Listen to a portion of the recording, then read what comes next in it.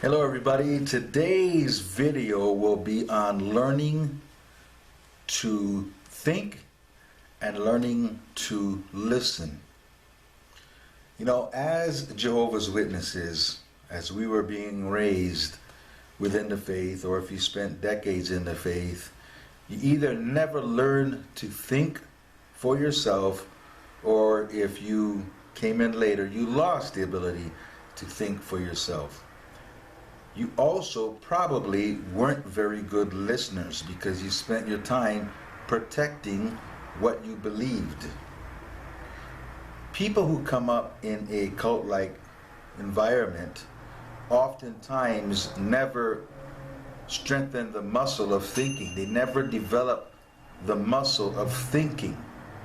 And what they do is they go to the meetings or go to the church, wherever they go, and they're taught to accept, right? Not to think, but to accept. So it's like the top of their head gets opened up and information gets poured in with no kind of critical thinking. It goes through no process. It's all just accepted. And what happens is the people are taught to protect what has been accepted. So there's no thinking involved. It's just information goes in and you protect that information. So you never learn to think, because the typical person has a process that they go through with information, and they pick out the parts that resonate with them, they chew on some other parts, and they might disregard other parts. So they're able to listen and adjust themselves as they learn new information or as talking to somebody. So they're really always exercising that muscle of thinking. With Jehovah's Witnesses, with the information that has to do with living life, they get it from one source. Of course they can learn things like how to do their job that they're on, and different things that has to do with aspects of life. But when it comes to living life, they get all their information from one source and they tune out everybody else. That's why they didn't want you to have a coach in sports. That's why they didn't want you to go to college, because these people are taught to teach you things about life. Okay? It's a big thing that they don't encourage you to do these things, because it would make you question. Now, because you can't think as a witness, then you can't listen as a witness. You'll find that Jehovah's Witnesses are very poor listeners. They have in mind what they want to say, and that's it. They want to control the conversation so that they can say what they're programmed to say, because they're not really thinking. You'll find that most Jehovah's Witnesses, their conversation is like a train that's on tracks, where they know every stop that the train goes to, right? It's just going in a circle. But if you take them off the tracks and into what I call the weeds, they get lost. Because when you go off the tracks, you got to think, right? And they don't spend a lot of time thinking. Everything that they believe is sanctioned by their leaders. So it's really hard to really have a conversation with a Jehovah's Witness, because that's not real thinking. When you're just downloading information and taking it in and defending what's been downloaded, you're not thinking at all. So a lot of you, when you leave the organization, you haven't trained that muscle. Now you've got this belief that you're rejecting, but because your brain works a certain way as far as taking in information, you have a hard time learning something new or taking new things in. Anything that's outside the box is hard, because it's your way of thinking, not what you're thinking, but your way of thinking. So when you are looking at something new, a new, say, a belief system, and you find 2 or 3 things that are out of alignment for you or that you don't believe, you throw everything else away. You're not trained to take what works and dismiss what doesn't. You throw the whole thing out, the baby out with the bathwater, because your mind is trained to see in black and white. Most people can see the gray and take what's good out of the gray and leave the rest. We're trained to see in black and white, go, I don't believe that whole thing, right? There's good things in lots of beliefs. You've got to learn to train your brain. Now, as far as listening, we were always defending our beliefs, so we always knew what we wanted to say as Jehovah's Witnesses. When you went out in field service, it didn't matter what the householder said. You were going to say what you're going to say. That practice presentation. Didn't matter what anybody said. We always tried to get them where we wanted them so we could say what we wanted to say. So we weren't practiced at listening. When you listen, you are engaged with the person. You hear what makes sense. You are able to adjust your point of view. If you are finding that that person makes more sense than you do, you can move your belief to the left, to the right, up or down.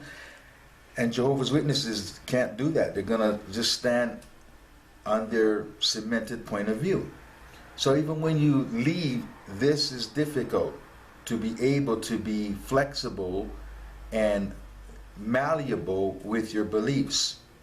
Now, I did this with some family members because I've really studied the mind and the power of the mind and the different things you can do with the mind. And, you know, I just wanted to see what they'd say because I was going to do something way out of their box, out of their comfort zone, to see what they'd say. And you really, it's hard to say anything about something you totally don't understand. And at that point, if you don't understand something, that's when you ask questions. And it was funny because they just sat there saying nothing and changed the subject. Now what I did is I took a utensil, and you know, I've studied a lot about the power of the mind, and if we really go into that, maybe we will at some point in time, your mind can do amazing things, and it's outside the box of what you think or believe. Your mind is incredibly powerful. And most people have no idea what the power of the mind or what the mind can do. So what I did, just to see what they say, is I took a utensil like this. This is a fork, right? And in my mind, what I learned how to do is to make a fork kind of do what I wanted it to do, right? So like right now, I'm wanting this fork to turn into rubber, right? This is a metal fork. You can see that, right? And I'm wanting this fork to turn into rubber so I can bend it. And I learned how to do this, but there's a certain way that I do this, and I did this in front of some family members, and they thought I was a Satanist, probably, right? So I took the fork or the spoon or whatever I had, and I decided that I wanted this to turn very, very soft and malleable, and to be able to bend it like I'm Superman, right? If you're watching what I'm doing, I'm not a big guy, but how did I just bend this like I'm Superman? Pretty cool, huh? Well, I did this in front of family members to see what they would say, to see if they understood that the human mind is powerful. It works outside the realm of what we're taught to believe. And every time I did this in front of my Jehovah's Witness family members, it just freaked them out. They said nothing. They just looked at me as if I worship the devil. And there's a scientific reason why this can be done, right? It's very, I can take it like this, and this is a hard fork, right? Right? I take it, I bend it all kinds of ways and mess it up. But there's a reason why this happens. I mean, it's a scientific thing, and you can learn to do things like that. But they said nothing because it's outside the realm of what they choose to believe. They understood that by listening to me explain any of it, it's threatening to them because I'm taking them outside what they want to keep as a belief. So what I'm asking you to do is to open your mind and know that there are lots of things outside what you think. Learn to look at the gray when there's gray in front of you and pick out the things that do resonate with you. Don't throw everything out just because there's something you don't agree with. Don't put a label on something because you don't understand how I did this. Don't assume that I've got some magical power, that I'm practicing magic or any of this stuff, because that's, you know, what people say when they don't understand something. Like back in the old days, right?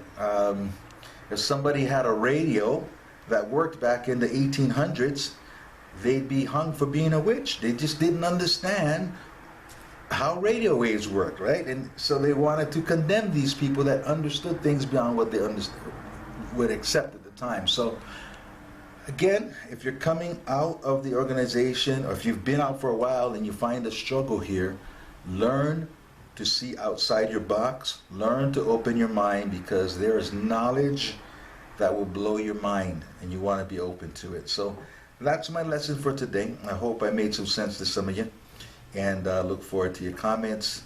Be blessed. Have a great day. We'll talk in the next video.